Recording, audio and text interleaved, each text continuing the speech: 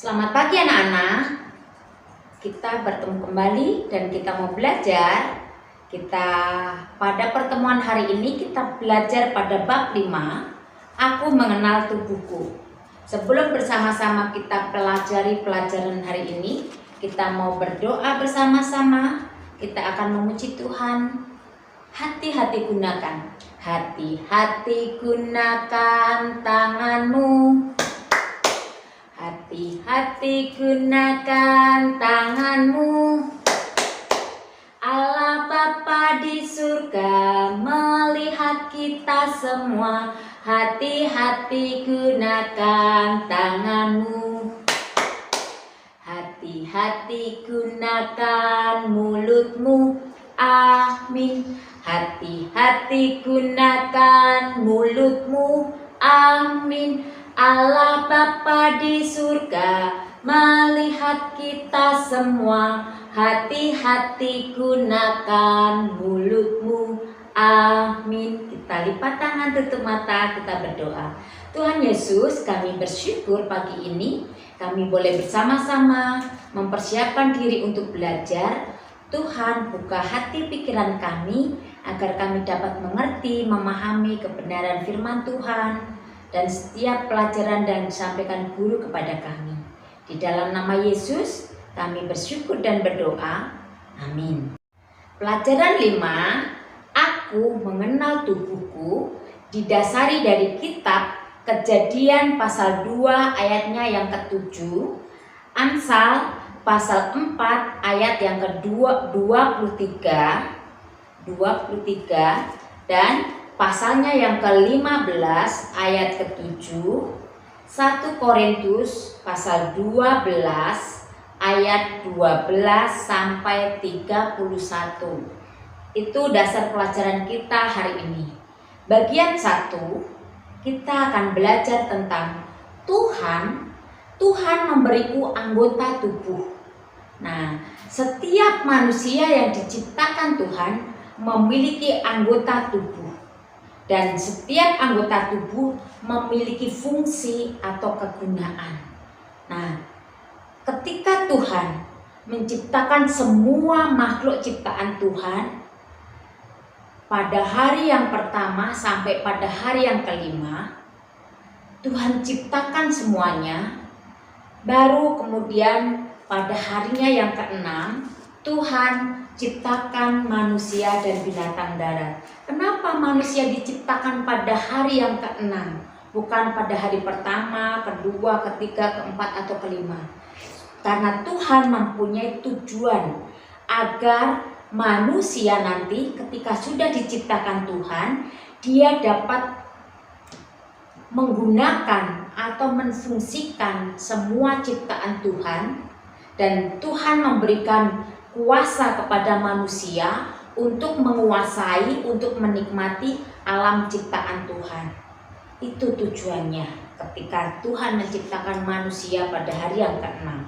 Nah, dan Tuhan pada hari ke-6 itu mengambil debu tanah, diciptakanlah seorang manusia, dan Tuhan memberikan hembusan nafas melalui hidungnya agar manusia tadi menjadi hidup dan bernafas. Nah, dan Tuhan menamai manusia pertama yang Tuhan ciptakan adalah Adam, yang artinya diambil dari tanah. Ya, Adam adalah yang diambil dari tanah. Nah, Adam sangat tampan, sangat gagah. Ketika itu Tuhan melihat bahwa tubuhnya sungguh sangat amat baik. Ya, Tuhan menciptakan manusia itu sungguh sangat amat baik. Dan Tuhan ketika menciptakan manusia itu, Tuhan membentuk sedemikian rupa, dan Tuhan memberikan kehidupan, dan Tuhan menempatkan manusia pertama kali itu di tengah-tengah Taman Eden. Di Taman Eden itulah manusia pertama Tuhan tempatkan, dan Adam tinggal di sana. Nah, Tuhan memberikan mata, hidung, telinga, rambut, kepala, ada tangan, ada bahu, ada anggota badan yang lainnya, ada kaki. Itulah seanggota tubuh yang ada pada diri manusia yang Tuhan ciptakan pertama, yang memiliki kesempurnaan. Karena Tuhan menciptakan manusia pertama sebagai makhluk yang paling sempurna, paling mulia, paling istimewa dari ciptaan yang lainnya. Kenapa Tuhan menciptakan tubuh itu sempurna? Karena Tuhan memberikan kepada manusia agar manusia dapat melakukan apa yang menjadi kehendak Tuhan. Ya, Tuhan menciptakan tangan bagi manusia agar manusia dapat melakukan tugas tanggung jawabnya, dan tangan dapat digunakan untuk memegang, untuk mengambil sesuatu, untuk melempar bola ketika bermain dengan temannya, untuk memetik sayuran atau mengupas bawang membantu ibu yang sedang memasak di dapur, atau digunakan untuk apa? Mendorong meja, menarik tas, ataupun membuka pintu. Itu dapat kita gunakan tangan kita, banyak sekali fungsinya. Dan selain ada tangan, ada kaki yang dapat kita gunakan untuk kita dapat berdiri tegak, untuk berlari, untuk berjalan, untuk melompat. Kaki kita itu banyak fungsinya, ya, untuk memanjat pohon, menendang bola. Kaki kita tidak hanya satu atau dua gunanya, tetapi banyak sekali.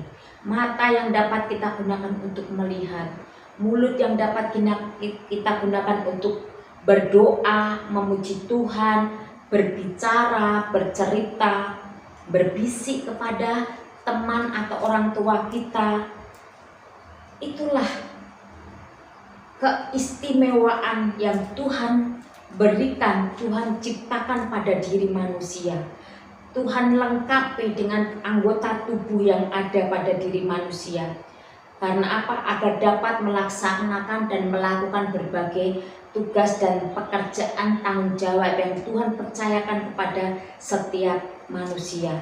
Karena apa? Tuhan ingin agar kita dapat melayani orang-orang yang ada di sekitar kita dengan anggota tubuh kita, ya.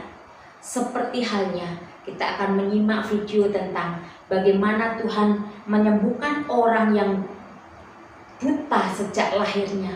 Dia tidak bisa melihat karena matanya buta, dan Tuhan memberikan kesembuhan kepada orang tersebut, dan orang itu namanya adalah Bartimeus.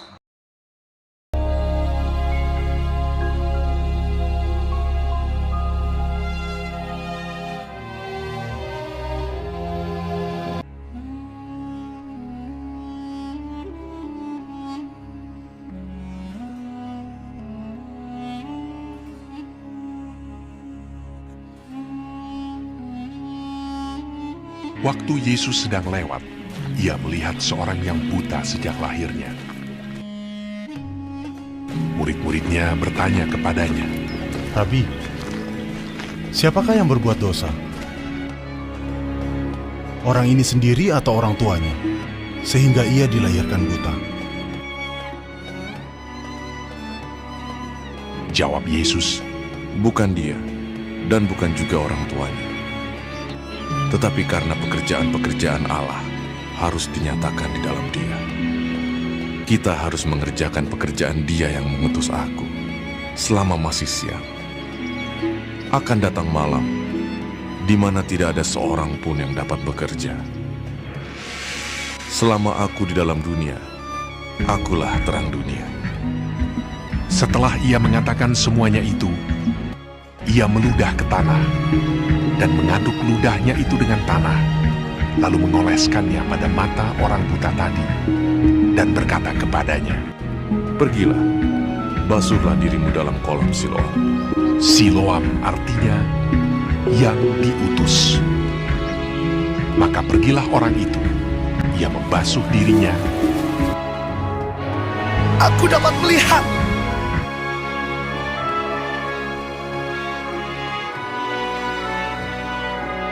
lalu kembali dengan matanya sudah melek.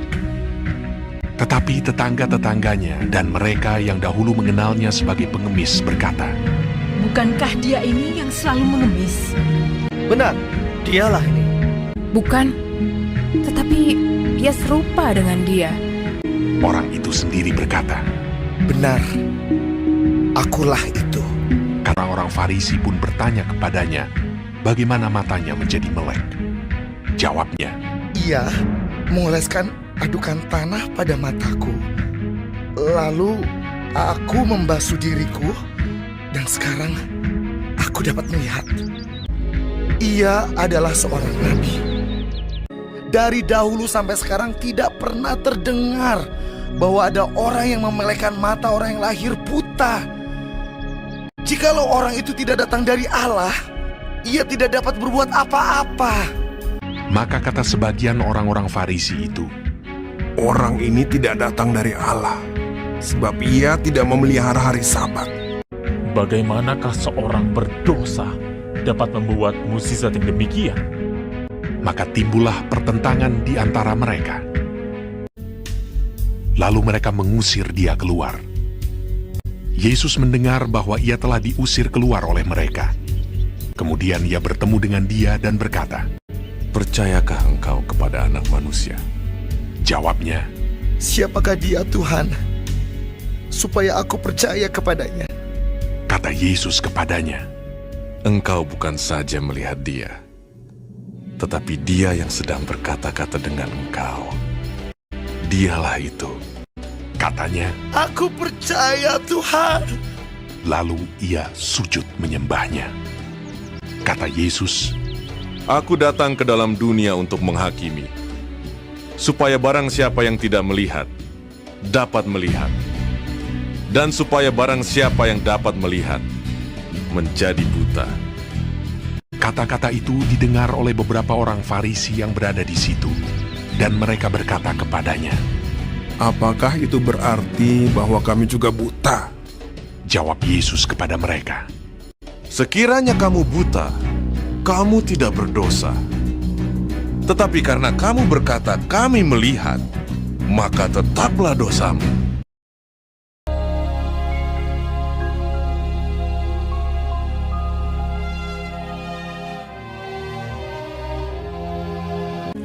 dan Yesus berangkat ke Yerusalem.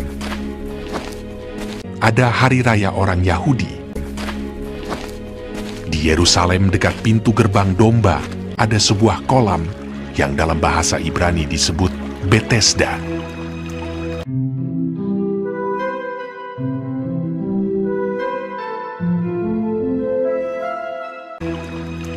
Ada 5 serambinya,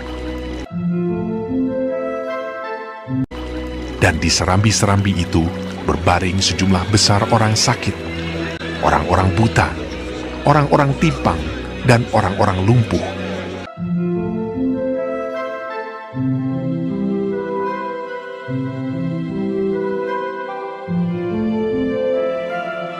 Yang menantikan goncangan air kolam itu. Sebab sewaktu-waktu turun malaikat Tuhan ke kolam itu dan menggoncangkan air itu. Barang siapa yang terdahulu masuk ke dalamnya sesudah goncangan air itu, menjadi sembuh, apapun juga penyakitnya.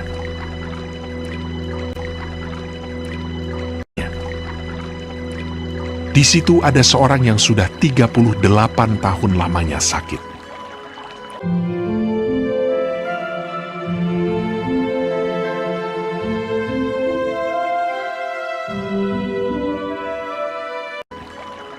Ketika Yesus melihat orang itu berbaring di situ, dan karena ia tahu bahwa ia telah lama dalam keadaan itu, berkatalah ia kepadanya, Maukah engkau sembuh? Jawab orang sakit itu kepadanya, Tuhan, tidak ada orang yang menurunkan aku ke dalam kolam itu apabila airnya mulai goncang. Dan sementara aku menuju ke kolam itu, orang lain sudah turun mendahului aku. Kata Yesus kepadanya, Bangunlah, angkatlah tilammu dan berjalanlah.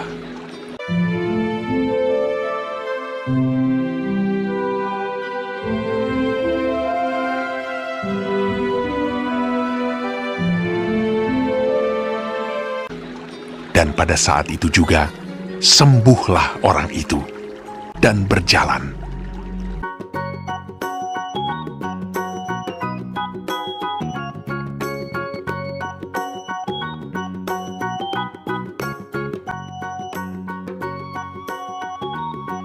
Lalu ia mengangkat tilamnya, tetapi hari itu hari Sabat.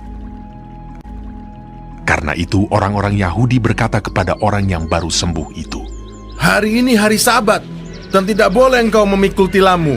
Siapakah orang itu yang berkata kepadamu, angkatlah tilammu dan berjalanlah? Akan tetapi ia menjawab mereka, Orang yang telah menyembuhkan aku, dia yang mengatakan kepadaku, angkatlah tilammu dan berjalanlah.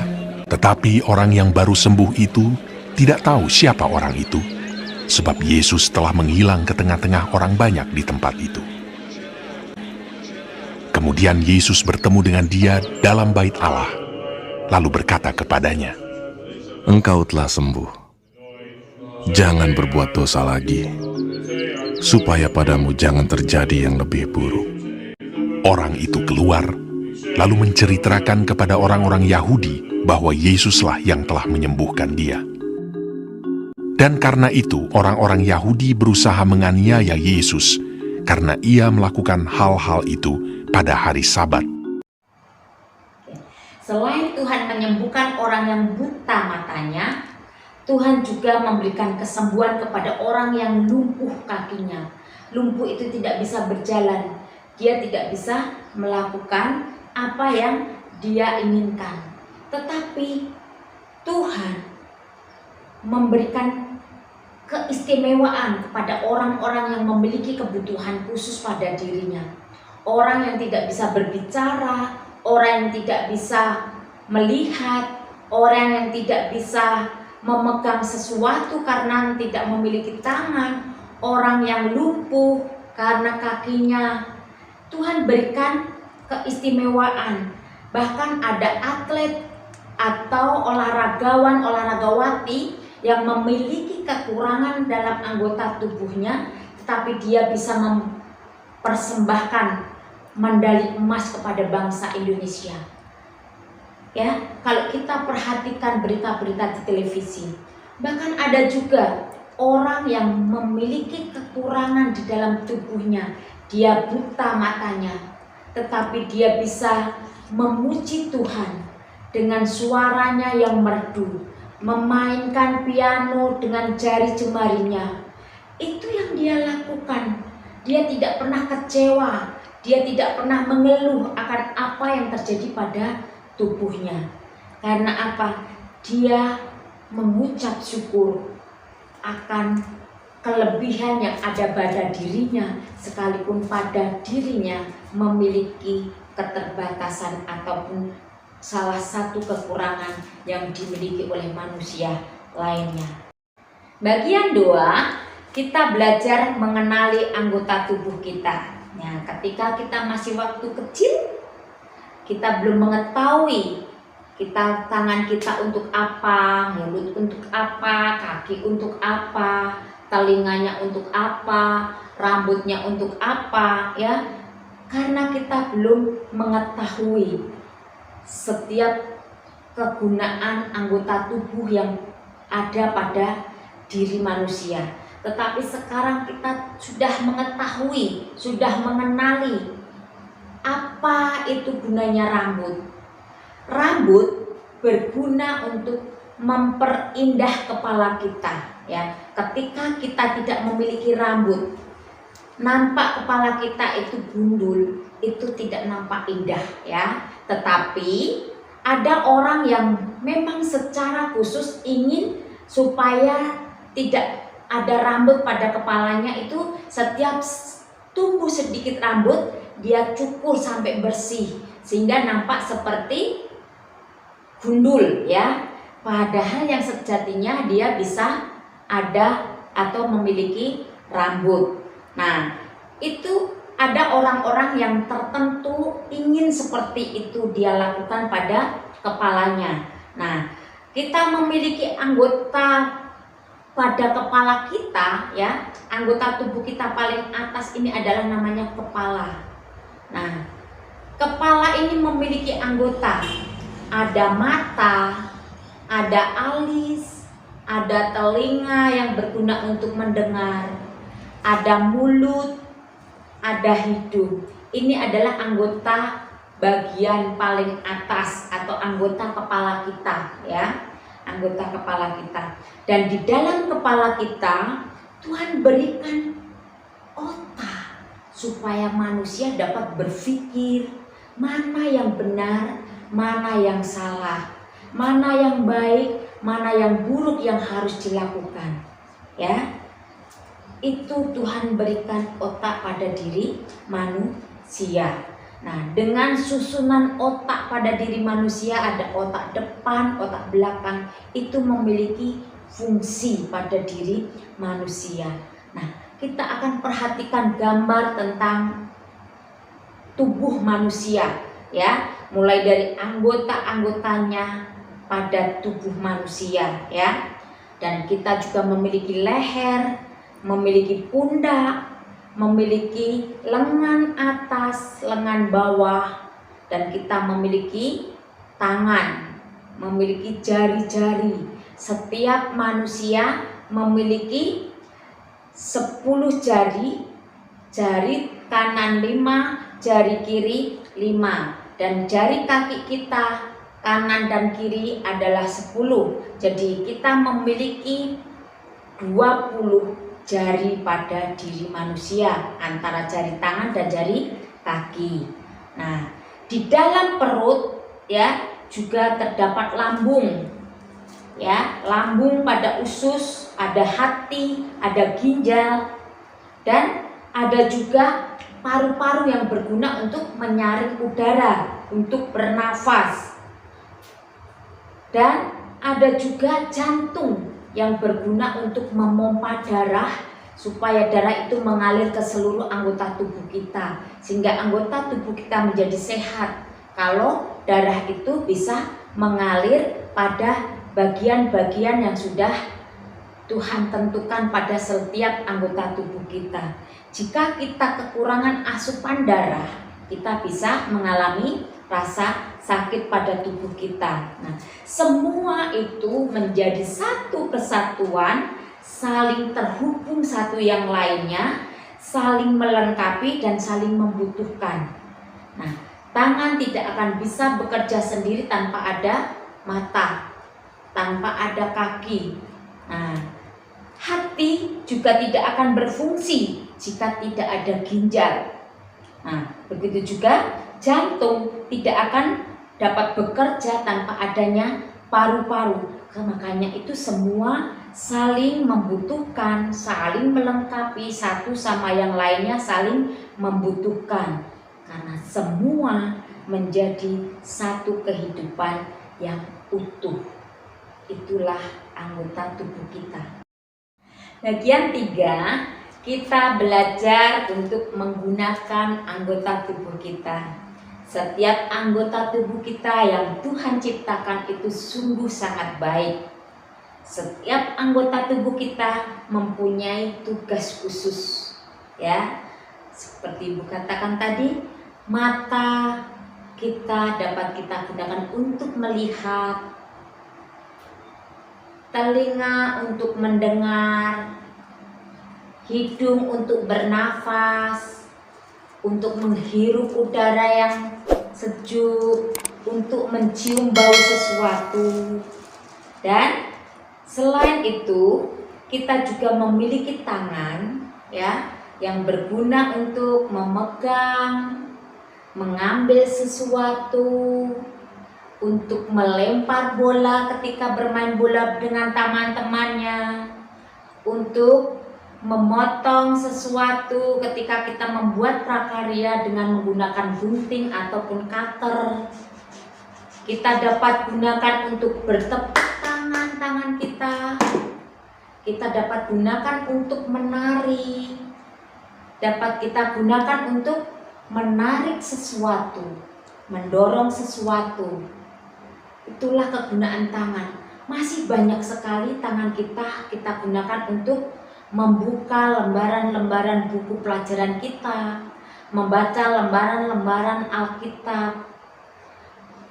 Sangat banyak sekali kegunaan fungsi dari tangan kita, kaki kita, untuk berdiri tegak, untuk berlari, untuk melompat, ya, untuk lompat, untuk jinjit, untuk memanjat pohon, memanjat pagar,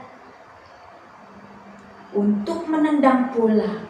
Jadi kaki kita itu sangat banyak juga kegunaannya. Ya, seperti Ibu katakan tadi, di dalam tubuh kita memiliki paru-paru yang berguna untuk bernafas, untuk menyaring udara, jantung yang berguna untuk memompa darah kita, supaya darah kita dapat mengalir ke seluruh anggota tubuh kita. Ya, kita gunakan mulut kita untuk berbicara, untuk bernyanyi, ya. Terus lalu bagaimana kita dapat menggunakan anggota tubuh itu agar sesuai dengan fungsi kita masing-masing, fungsinya masing-masing seperti yang Tuhan inginkan. Ya, kita lakukan dengan baik dan benar. Karena apa? Tuhan tidak mau ketika kita melakukan segala sesuatu itu dengan asal-asalan, tetapi kita lakukan dengan ketulusan hati kita. Karena apa? Kita harus sungguh sangat bersyukur dengan setiap anggota tubuh kita yang Tuhan berikan secara lengkap pada tubuh kita. Karena orang-orang yang Tuhan berikan anggota tubuh yang tidak lengkap pun mereka mensyukurinya. Ya, ada orang yang tidak memiliki anggota tubuh yang lengkap. Dia tidak memiliki tangan yang bagus, dengan tangan yang kurang sempurna. Bahkan dia tidak memiliki kaki, tapi dia sungguh bersyukur dalam kehidupannya kepada Tuhan. Nah, seperti Ibu katakan tadi, ada seorang anak perempuan ketika dia dalam tubuhnya tidak memiliki kesempurnaan seperti kita, tetapi dia tidak pernah menyesal, dia tidak pernah khawatir, dan dia juga tidak pernah menyalahkan Tuhan. Ya, dia bisa memuji Tuhan, memainkan piano dengan jari jemarinya, karena Tuhan memakai dia secara luar biasa. Bahkan namanya dikenal di seluruh Indonesia dengan pujian-pujiannya. Namanya Grisya. Dan ada juga atlet-atlet yang dia tidak memiliki kesempurnaan di dalam tubuhnya, tetapi dia bisa mempersembahkan medali bagi bangsa Indonesia. Bagaimana dengan kita yang Tuhan berikan anggota tubuh yang lengkap? Mari kita gunakan anggota tubuh kita dengan penuh rasa syukur, karena Tuhan memberikan anggota tubuh kita. Tuhan memiliki tujuan yang khusus dalam kehidupan kita, agar kita memuliakan nama Tuhan, agar kita dapat memuji nama Tuhan, dan sesuai dengan kehendak dan rencana Tuhan. Mari anak-anak, kita akan akhiri pelajaran kita. Kita bersama-sama berdoa. Lipat tangan, tutup mata. Bapa yang di surga, kami datang dan mengucap syukur untuk saat ini. Kami boleh belajar bagaimana Tuhan memberikan anggota tubuh kami, agar kami dapat mempergunakannya dengan baik dan benar, sesuai dengan kehendak Tuhan. Kami menyerahkan Tuhan, agar kami dapat belajar dengan sungguh-sungguh menggunakan anggota tubuh kami. Kami berdoa dan bersyukur. Amin.